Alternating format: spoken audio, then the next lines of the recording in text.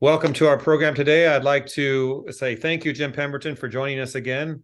These conversations we've had are interesting, Jim. I know last time we talked about a unique view of pet odor removal services, and maybe people won't use that term anymore when they watch that episode. Pet friendly, consumer, love of pets, all that fits into that topic. We're going to continue that discussion today. Jim, I think you want to talk about maybe some of the chemistry used and concerns some consumers might have there. Am I right? Well, not the chemistry specifically, but certainly the concerns people have about the chemistry, the products we use. Yes. Okay.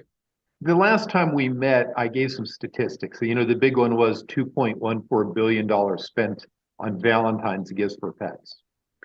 But, the problem with numbers and statistics, I think we can get numb to them.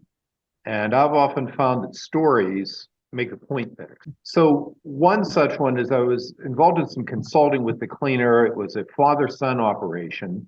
And while I was meeting with the father and son, the phone rang. The son took the call, and it was his sister, the daughter of the company owner.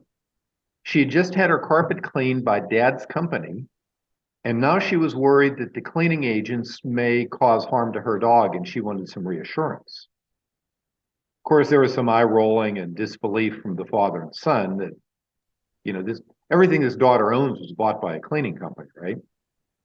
But it really spoke to her love of the pet, exceeded her trust in her father and brother.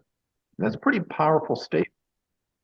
And I thought about that and thought about people who hire carpet cleaners may not ask the question, but have similar fears.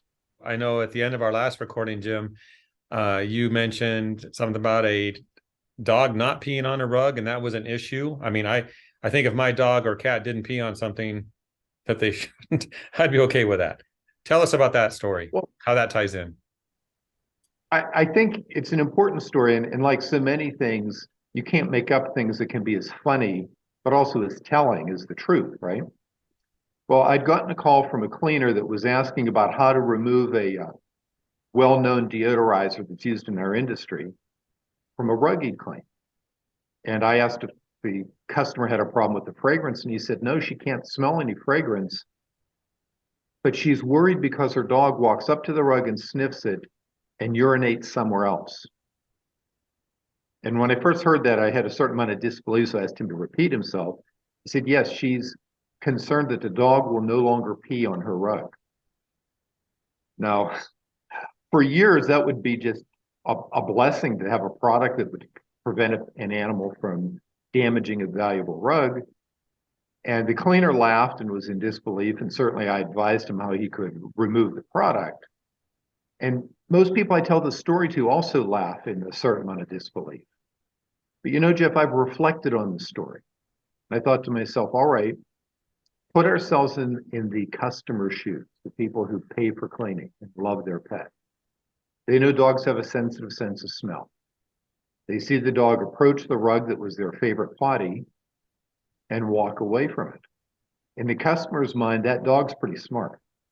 And if that dog thinks there's something wrong with the rug, it's going to seek its comfort elsewhere. Well, that created a red flag. It created a concern. And as much as a cleaner might be either resentful or amused by it, I think both are important lessons because they speak to the fact that the welfare of the pet, even to the point of tolerating an odor, is more important to them than the end result. And that spoke to me, and it made me really reconsider the approach we as a cleaning industry need to have with people who pay for professional cleaning services and love their pets. It's interesting the things you hear, Jim, and how important it is to pay attention to our consumers, those customers of ours, and respond to what they need. Because if they care about their pets that much and they're listening, they're watching their activities, and that dictates what the consumer might do. It's wonderful to be able to get behind your customer's eyes a little bit, and the fact is that if these two individuals brought things up, you have to believe that many, many other people feel that, but they just don't express it. And every good salesperson, every good business person, every marketer wants to be able to answer the unasked objection. Because very often that's what gets in the way of closing the sale, of gaining the customer, of having an ongoing relationship, because you can't smoke out what really bothers them. This has a lot to do with why people clean their own carpets. It's not because they're cheap all the time. Many times it's because they don't trust what you're putting in the carpet, and they feel at least whatever they bought at the pet shop or whatever concoction they found online at least protects their pet's welfare.